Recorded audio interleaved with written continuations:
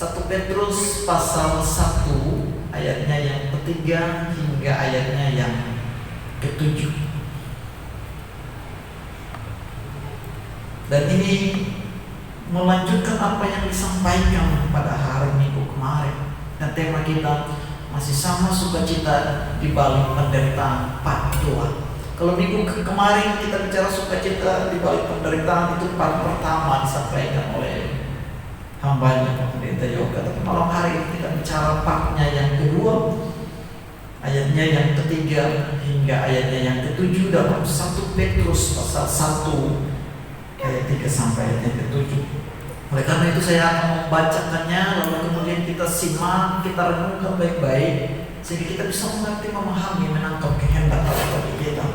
Pengharapan iman dan kasih. Ayat yang ketiga berkata, terpujilah Allah dalam Bapa Tuhan kita Yesus Kristus, ya karena rahmat-Nya yang besar telah melahirkan kita kembali oleh kebangkitan Yesus Kristus dari antara orang mati kepada suatu hidup yang penuh pengharapan, untuk menerima suatu bagian yang tidak dapat binasa, yang tidak dapat cemar, dan yang tidak dapat layu, yang tersimpan di sorga bagi kamu, yaitu kamu yang dipelihara dalam kekuatan Allah karena imanmu, sementara kamu menantikan keselamatan yang telah tersedia untuk dinyatakan pada zaman akhir. Bergembira akan hal itu, sekalipun sekarang ini kamu seketika harus berduka cita oleh berbagai pencobaan. Maksud semuanya itu ialah untuk membuktikan kemurnian imanmu yang jauh lebih tinggi nilainya daripada emas yang fana, yang diuji kemurniannya dengan api, sehingga kamu memperoleh puji-pujian dan kemuliaan dan kehormatan pada hari Yesus Kristus menyatakan dirinya. Demikianlah firman Tuhan, kata Tuhan Yesus. Yang berbahagia adalah Bapak Ibu dan saya yang mendengarkan firman Allah malam hari ini, serta merenungkan dan melakukannya dalam kehidupan kita dari hari lepas hari. Shalom. Shalom. Nah Bapak Ibu kekasih Tuhan, tema kita malam ini sama, yaitu sukacita di balik penderitaan. Kalau sejenak kita merenungkan tema ini, sukacita di balik penderitaan, apa iya orang bisa bersukacita dalam penderitaan? Itu sebuah pertanyaan, memang sesuatu fakta, sesuatu tema yang mungkin kita berpikir ini terlalu berlebihan. Apa ada iya orang ketika mengalami penderitaan, persoalan yang baru mengalami sukacita? Apa iya ketika orang mengalami kehilangan, kedukaan, lalu dia mengalami sukacita? Apa iya ketika orang dalam persoalan dia ketawa-ketawa, senyum-senyum saja? Secara logika, secara manusia, ini sesuatu yang berlebihan mungkin, tetapi ini kebenaran firman Allah yang harus kita renungkan bersama Bapak Ibu kekasih Tuhan. Karena itulah yang terjadi, sukacita di balik penderitaan. Bapak Ibu kekasih Tuhan, surat Petrus yang pertama ini ketika dituliskan, itu ditujukan kepada jemaat-jemaat yang berada di perantauan.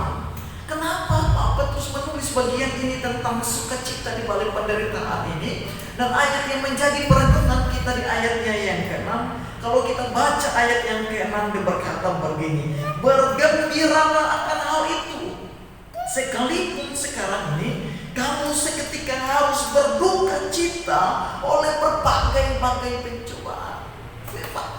Firman Allah berkata, bergembiralah akan hal itu, sekalipun sementara ini kamu harus mengalami berbagai pencobaan. Dia berbagai kata apa? Bergembiralah, atau dengan dalam bahasa Yunani, bahasa aslinya dia pakai bersukacitalah. Dalam bahasa Inggris dia full joy, sukacita yang penuh. Lalu apa yang bisa membuat orang tetap bersukacita sekalipun dia sedang mengalami penderitaan? Dan ini merupakan sebuah kebenaran yang harus kita dengar, kita renungkan bersama. Kebenaran ini berkata bahwa di balik penderitaan itu selalu ada sukacita. Di balik hujan ada cerahnya matahari. Sehabis hujan ada lalu berkata, ada pelangi yang indah.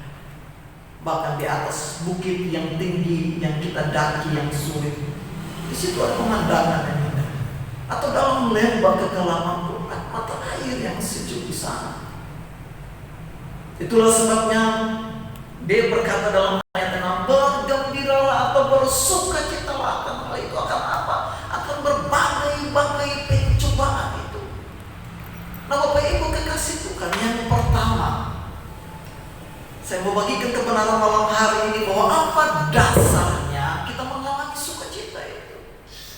Apa dasar yang membuat kita bahwa ketika kita diperhadapkan dengan tantangan, dengan berbagai pergumulan, kita bisa mengalami sukacita. Dan itu yang Petrus mau katakan kepada jemaat-jemaat yang berada di perantauan. Mereka sedang diperhadapkan dengan persoalan-persoalan, dengan tekanan-tekanan, dengan ancaman-ancaman, dengan persoalan-persoalan. Lalu kebenaran ini datang untuk menguatkan mereka bahwa setiap pencobaan yang mereka alami, di balik itu ada sukacita, ada damai sejahtera, ada kebahagiaan, ada keuntungan, ada berkat yang kamu alami. Mungkin sejenak kita merenungkan itu, air mata kita keluarkan,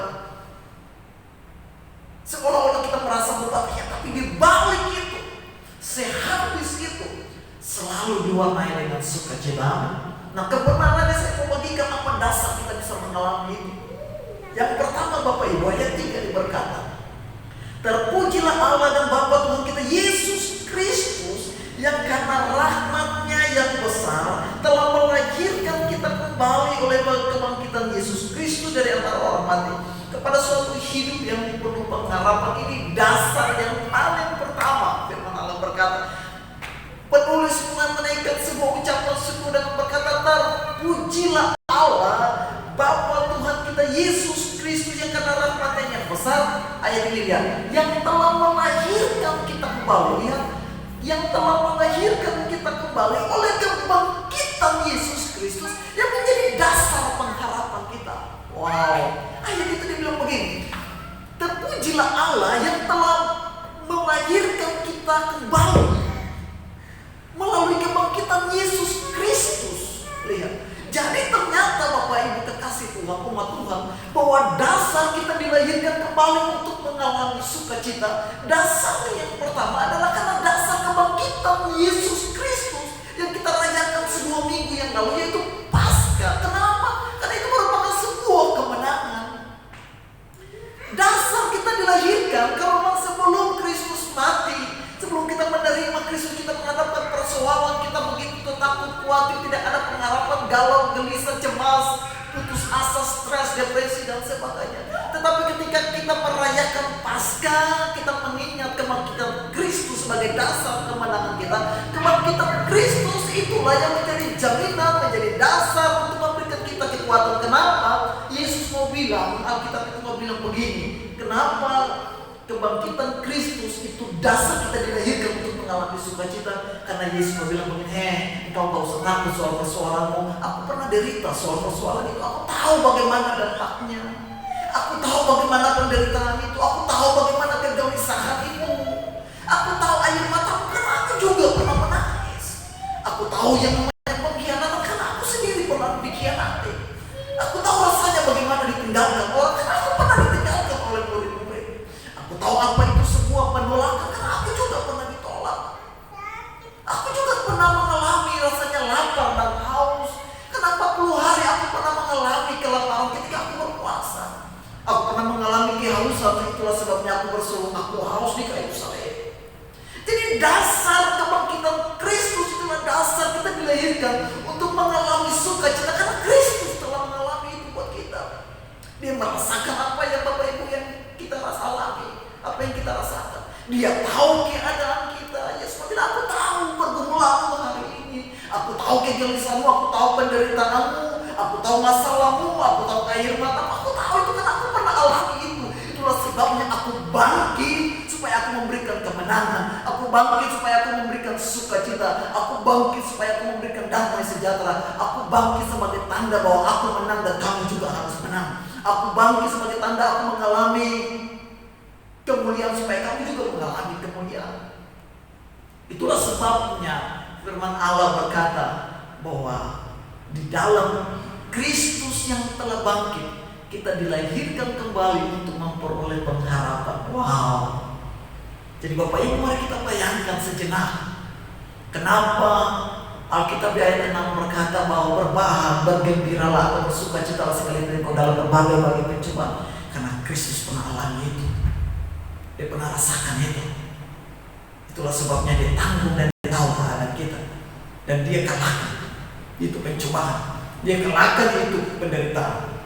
Dan dia bangkit, memberikan shalom, memberikan damai sejahtera, menghadirkan sukacita. Dia mampu mengalami buat itu. Itulah sebabnya Bapak Ibu, kalau hari ini kita sedang diperhadapkan dengan keadaan demikian, mungkin hari ini kita sedang berduka karena orang yang kita kasihi ditinggalkan orang. Mungkin hari ini kita sedang mengalami kegelisahan karena kita sedang dilanda oleh wabah virus COVID-19. Kita mengalami ketakutan. Tapi ingat, Kristus yang bangkit dan mau berkata buat kita malam ini, saya tahu kegelisahanmu, saya tahu wabah itu, saya tahu penyakit itu, saya tahu kekhawatiranmu, saya tahu dan saya akan memberikan kemenangan bagimu. Aku akan memberikan kau kekuatan, aku akan memberikan kau sukacita. Jadi jangan pernah takut, dengan dasar kita Kristus sudah bangkit, mengalahkan kematian, mengalahkan penderitaan, mengalahkan salib, mengalahkan itu mau, dia membangkit, memberikan kemenangan sukacita. Itulah sebabnya ketika Yesus hadir, dia bangkit dan menjumpai murid-murid. Kalimat berkata pertamanya dia berkata apa? Damai sejahtera bagimu, shalom bagimu, sukacita bagimu, kemuliaan bagimu. Itu kalimat pertama yang dia ucapkan. Itu dasarnya Bapak Ibu terkasih. Itulah sebabnya saya ingatkan sekali lagi, setiap pencobaan, penderitaan, persoalan yang kita alami, ingat di balik itu ada sukacita. Yesus sudah siap bagi kita, Bapak Ibu dan saya. Yang kedua adalah, kalau kita perhatikan dalam ayatnya yang kelima, ayat itu berkata demikian, yaitu kamu yang dipelihara dalam kekuatan Allah karena imanmu, sementara menantikan keselamatan yang telah tersedia untuk dinyatakan pada zaman akhir. Ayat yang kelima itu menarik, dia bilang, yaitu kamu yang dipelihara dalam kekuatan Allah. Jaminan yang kedua atau dasar yang kedua, paling penderitaan itu ada sukacita, karena jaminannya adalah kita akan dipelihara dalam kekuatan Allah.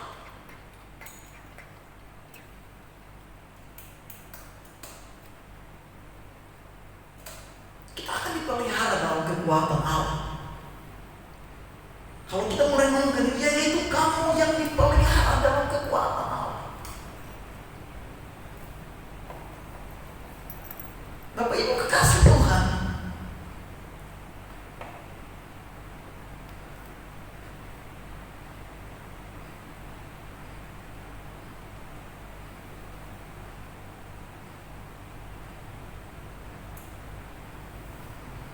ayat yang kelima itu mau sampaikan buat kita malam hari ini, bahwa kamu gak usah takut sekalipun engkau sementara dalam ayat 6 itu, sekalipun engkau sedang diperhadapkan oleh berbagai pencobaan, sekalipun engkau sedang diperhadapkan dengan berbagai ketakutan, kekhawatiran, persoalan, tapi ingat jaminan yang bisa memelihara, menjamin, menghadirkan sukacita, karena kita dipelihara dalam kekuatan Allah. Kita dipelihara dalam kekuatan Allah. Karena memang kita terbatas, kita gak bisa jalan hidup sendiri. Allah sebagai jaminan pemeliharaan kehidupan kita. Dibilang kau dipelihara dalam kekuatan, kau dalam providensi Allah, dalam pemeliharaan Allah. Karena dia tahu, Bapak Ibu, dia bilang pencobaan yang kamu alami tidak melampaui kekuatanmu. Bahkan di Roma dalam keyakinan iman dia bilang apa? Siapakah yang dapat pisahkan kita dari kasih Allah itu? Penyakitkah, kelaparankah, kemiskinanKah, penderitaankah, bahkan maut sekalipun tidak bisa pisahkan, karena Allah jaminan yang menjadi pemelihara kehidupan kita. Dipelihara dalam kekuatan Allah, bukan dipelihara dalam kekuatan manusia, karena kekuatan manusia itu terbatas. Semampu-mampu, sehebat-hebat manusia dia tidak terbatas, tapi Allah tidak terbatas. Itulah sebabnya kita harus dipelihara dalam kekuatan Allah. Itu jaminan yang kedua. Jadi jaminan yang pertama, dasar yang pertama apa? Kristus bangkit memberikan kemenangan. Kita dilahirkan kembali menjadi dasar. Lalu yang kedua, karena kita ada dalam pemeliharaan kekuatan Allah, bukan dalam pemeliharaan manusia, bukan dalam pemeliharaan suami atau istri atau orang tua. Karena suami bisa tinggalkan kita, istri bisa lupakan kita, orang tua bisa abaikan kita, atau anak kita lupakan kita. Tapi Allah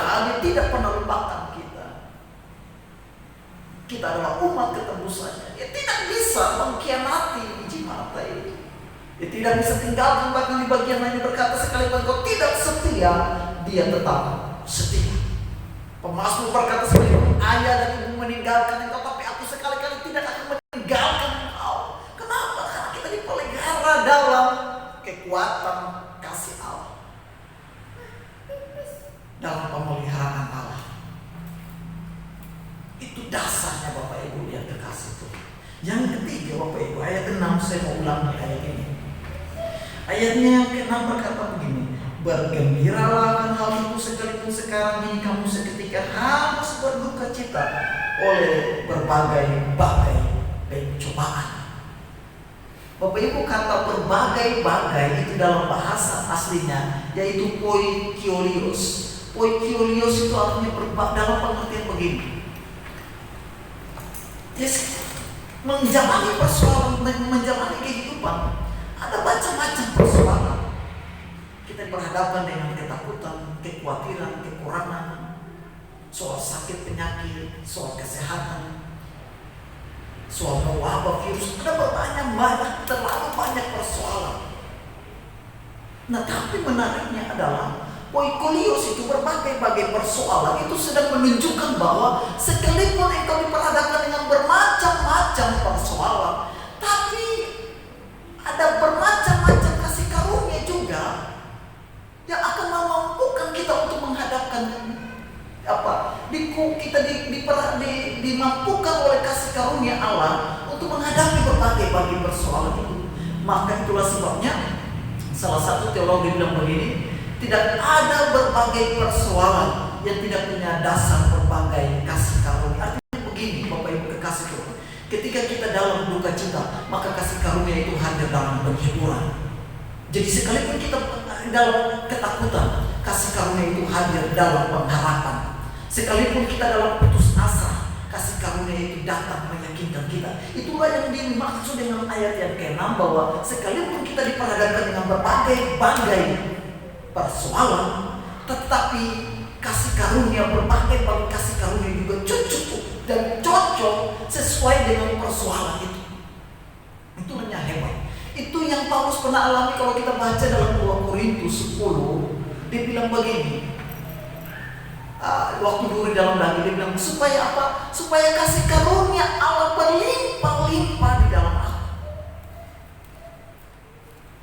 Ketika Paulus berkata, sudah 3 kali aku berseru supaya Allah mengangkat duri dalam daging itu, tapi firman Allah itu bilang apa? Kasih karunia aku cukup bagimu. Itulah yang dimaksud dalam perikop ayat yang ke-6 ini, bahwa sekalipun berbagai-bagai pencobaan itu ada, sekalipun kita diperhadapkan dengan berbagai-bagai persoalan, berbagai-bagai tantangan, berbagai-bagai tekanan yang kita alami, tetapi kasih karunia Allah itu hadir dengan wujudnya sendiri-sendiri. Kasih karunia Allah itu hadir sesuai dengan persoalan kita. Kalau Bapak Ibu sedang dalam duka cita, maka kasih karunia itu hadir dalam penghiburan. Ketika kita dalam kelemahan, lemah, tidak berdaya, tidak punya pengharapan, kasih karunia Allah itu hadir dengan wujudnya memberikan kekuatan. Itulah sebabnya kita dimampukan Allah untuk menghadapi berbagai persoalan itu. Itulah juga yang dimaksud dalam 1 Korintus 10 ayat 13 itu, bahwa pencobaan-pencobaan yang kamu alami tidak melampaui kekuatanmu, karena kasih karunia Allah juga hadir dengan wujudnya masing-masing sesuai dengan persoalan kita.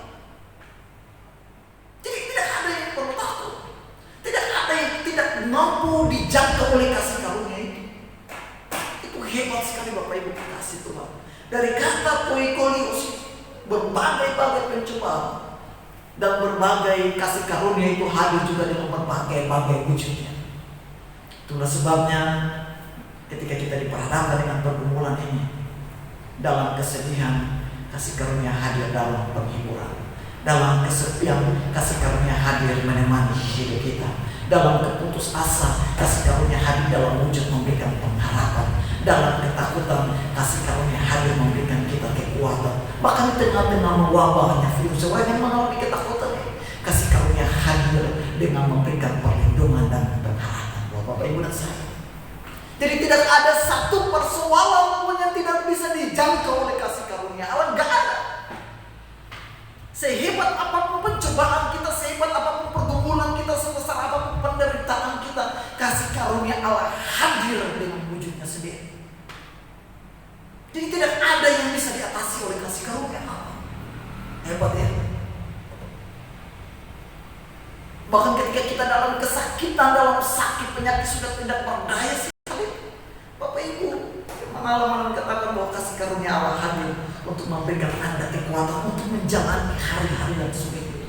Mungkin orang melihat, orang katakan, aduh kayaknya susah banget, sedih banget, aduh kasihan banget. No, kasih karunia Allah hadir memberikan kekuatan. Dan saya pernah temukan orang-orang hebat di dalam Tuhan. Sekalipun mereka jalani hidup tanpa suami, atau tanpa istri, tanpa keluarga, tapi mereka bisa jalani kehidupan itu. Kenapa? Karena kasih karunia Allah hadir dengan wujudnya sesuai dengan persoalan mereka. Dahsyat. Kalau kita memahami ayatnya yang ke-6 itu, itulah sebabnya sekalipun ayatnya berkata, sekalipun kau diperhadapkan dengan berbagai-bagai pencobaan, tapi karena kasih karunia Allah hadir juga dengan berbagai-bagai wujudnya untuk kita diperhadapkan, dimampukan menghadapi persoalan ini. Dan tujuannya adalah Bapak Ibu, kalau kita memperhatikan ayat yang ke-7. Dalam ayat yang ke-7 jadi malam hari ini saya bicara tentang dua aspek. Dasar kita mengalami sukacita. Yang pertama adalah karena Kristus yang bangkit sebagai dasar. Yang kedua karena kekuatan kita dipelihara dalam kekuatan Allah. Dan yang ketiga bahwa kasih karunia Allah itu cukup hadir sesuai dengan pergumulan kita masing-masing. Supaya dengan tujuan, ayat 7 berkata, maksud semuanya itu,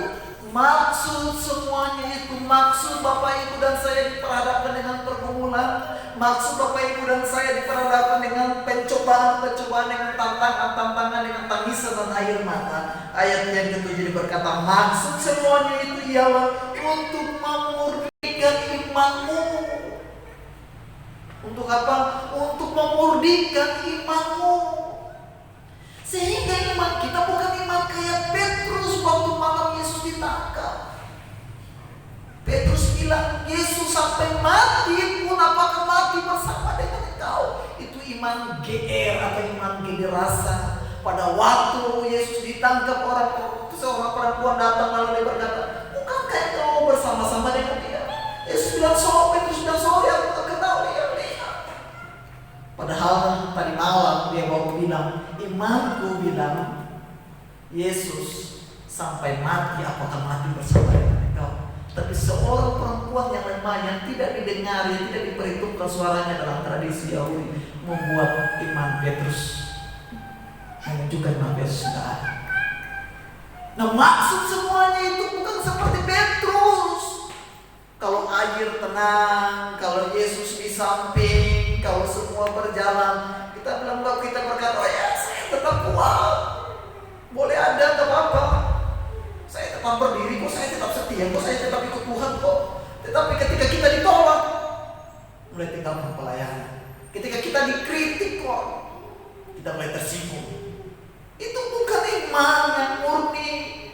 Itulah sebabnya ayat ini berkata, maksud semuanya untuk memurnikan imanmu. Jadi mau lihat sebuah kemurnian iman itu lewat persoalan, lewat tantangan, ada penolakan. Sekalipun ada penolakan dalam gereja, orang-orang yang mampu melewati itu orang-orang yang hebat. Bukan ketika dia dipuji-puji orang dia hebat, wah itu seperti Petrus malam itu. Kelihatan imannya kuat, kayaknya bicaranya oke banget, meyakinkan orang sekali, meyakinkan murid-murid yang lain. Yesus, kalau engkau mati, aku juga akan mati. Aku gak akan tinggalkan. Besok dia tinggalkan. Bukan hanya tinggalkan, dia menyangka. Lalu apa gerangan Bapak Ibu saya? Apakah iman kita itu betul-betul sudah dimurnikan? Atau iman kita jangan-jangan seperti iman Petrus waktu Yesus ditangkap? Kita hanya omong doang, khotbahnya doang, tetapi kita diperhadapkan dengan realitas pemujian itu, dengan tantangan, dengan persoalan. Lalu kita mulai bertanya, mengapa Tuhan? Kok mengapa saya sudah melayani, saya tidak didengar, saya ditolak, saya tidak dihargai? Mengapa Tuhan saya ikut Yesus, ikut engkau, tapi keadaan saya kayak begini, rumah tangga saya kayak begini, kondisi saya begini. Ingat, maksud semuanya membuat imanmu semakin dimurnikan seperti emas yang dimurnikan. Nilai sebuah emas itu tidak ada nilainya sebelum dia dimurnikan menjadi betul-betul sebuah emas. Itulah sebabnya ayat yang ke-7 berkata, maksud semuanya itu yang membuktikan kemurnian iman yang jauh lebih tinggi nilainya daripada emas yang fana, yang diuji kemurniannya dengan api. Bapak Ibu, seberapa sebentar saya bertanya, seberapa di antara Bapak Ibu dan saya malam hari ini yang memahami bahwa iman itu jauh lebih tinggi nilainya daripada sebuah kenyamanan kita? Apakah kita betul-betul mengurus iman ini sehingga persoalan datang kita berkata, oh Tuhan terima kasih Engkau sudah membentuk saya. Ketika persoalan datang, oh Tuhan terima kasih karena Engkau sudah menguji saya. Ketika saya ditolak, kita bisa katakan, oh Tuhan terima kasih Engkau sedang memproses saya. Atau iman yang hanya cuma orang puji kita hebat, kita merasa hebat. Iman yang dalam keadaan baik, iman dalam situasi yang nyaman, tetapi keadaan berubah, situasi berubah, kita mulai berrespon, kita mulai bereaksi sedemikian, memprotes sana, menyalahkan situ, menyalahkan yang lain. Di situ kelihatan iman itu sesungguhnya. Bagian mereka berkata, sehingga kamu memperoleh puji-pujian dan kemuliaan dan kehormatan pada hari Yesus Kristus menyatakan kemuliaan. Itu aja tujuan Allah. Dia bilang apa? Supaya kamu memperoleh puji-pujian, penghormatan, keselamatan. Yes, sudah pasti. Tapi apakah Anda masuk di sana dan Anda mendapat puji-pujian? Pada waktu Anda masuk di sana, Anda mendapat sebuah kehormatan di sana. Apakah Anda berada di sana, Anda mendapat sebuah kemuliaan di sana? Atau seperti Paulus katakan dalam Korintus, bahwa seperti orang yang diselamatkan dari api saja. Itu menjadi perenungan kita. Dan itulah tujuan Allah bagi Bapak Ibu dan saya, mengizinkan ini semua terjadi, supaya ketika sampai di sana ada kepuji-pujian, ada kemuliaan, ada kehormatan, ada mahkota yang Allah sediakan bagi Bapak Ibu dan saya. Itu tujuan Allah, lihat tujuan Allah untuk semua itu, untuk kemuliaan bagi Bapak Ibu, untuk penghormatan Bapak Ibu, untuk kepujian Bapak Ibu dan saya. Lalu apa yang kurang? Oleh karena itu, kalau kita diperhadapkan dengan persoalan hari ini, mari kita berespon karena ini. Di balik itu ada sukacita, ada kemuliaan, ada puji-pujian, ada kehormatan yang Allah sediakan. Amin. Karena Allah sedang membentuk karakter iman kita. Iman kita iman yang bukan iman yang baik, sedikit-sedikit nangis, sedikit-sedikit cengeng, sedikit-sedikit ngeluh, memprotes orang, menyalahkan orang, merasa tersinggung. Itu baik. Iman yang baik, tapi iman yang dewasa, iman yang sudah dimurnikan. Jadi tetap sukacita dalam